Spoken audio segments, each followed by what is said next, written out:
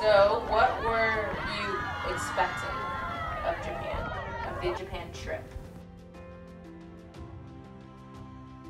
My expectations, I have no idea what my expectations were. What my hopes were that people were going to be able to go to Japan with a little bit, their starting off point would have been with a little bit deeper sense than the average tourist. To prepare for the trip to Japan, we had 3 seminar classes with 2 University of Washington professors, Steve Smida and Gail Nomura.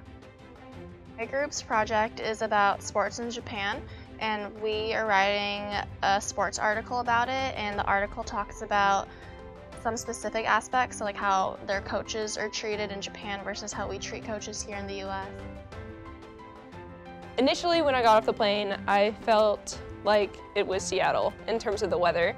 But then we started driving around and I noticed that there was Japanese symbols everywhere, and we were definitely in Japan.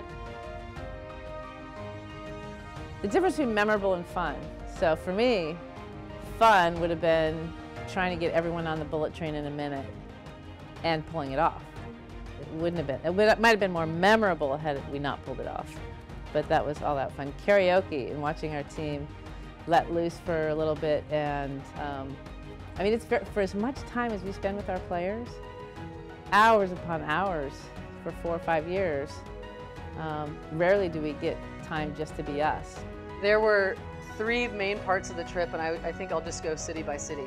Hiroshima, Kyoto, and Tokyo, that made the trip unreal to me. Meeting with Emiko Okada, the atomic bomb survivor who'd lost her 12-year-old sister when she was 8 years old when the bomb dropped, in a place that we got to stand, listening to her story through our translator. There wasn't a peep in the room, and there wasn't a dry eye in the room at the end. And to experience that privately with her, just as a team, was probably one of the highlights of my life, to be honest. To be able to speak with someone like that and ask her questions afterwards, and just to hear her story, it just kind of gives you a feeling of being attached to something, some other part of bigger humanity.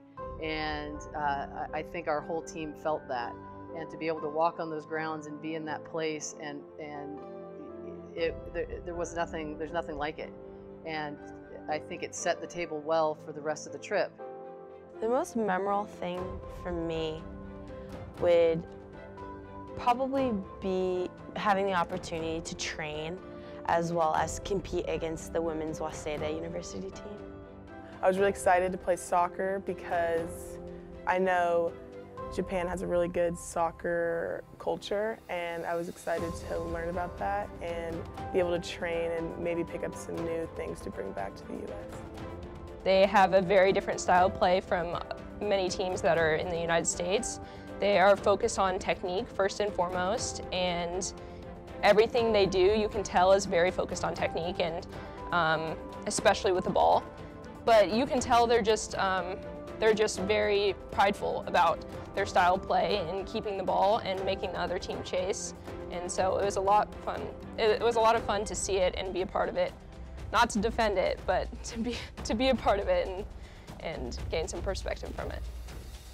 Was a trip of a lifetime for our players, and one of the biggest things for me as a coach is obviously the bigger picture of being here at the University of Washington and how this group collectively takes that experience and puts it towards, 1, their lives, and 2, how they behave as a team moving forward. And if there's even 2 or 3 things that they pick up collectively, 1, coming into our next season, 2, integrating our freshmen into our team, 3, just in how they are with one another, respect being the first thing, is, worth its weight in gold to me.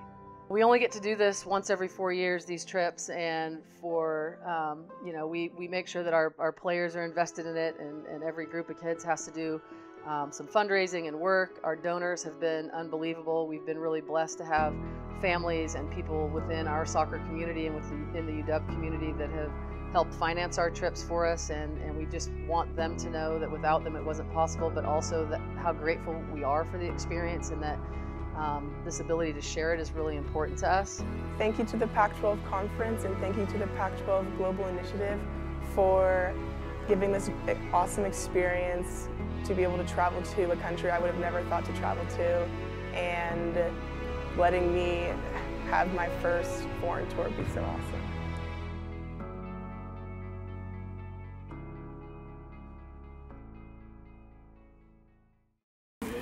Go Husky! Go! Go! Husky! Go! Go! Go! Husky! Go! Go! Go! Husky! Go! Go! Go! Husky! Go!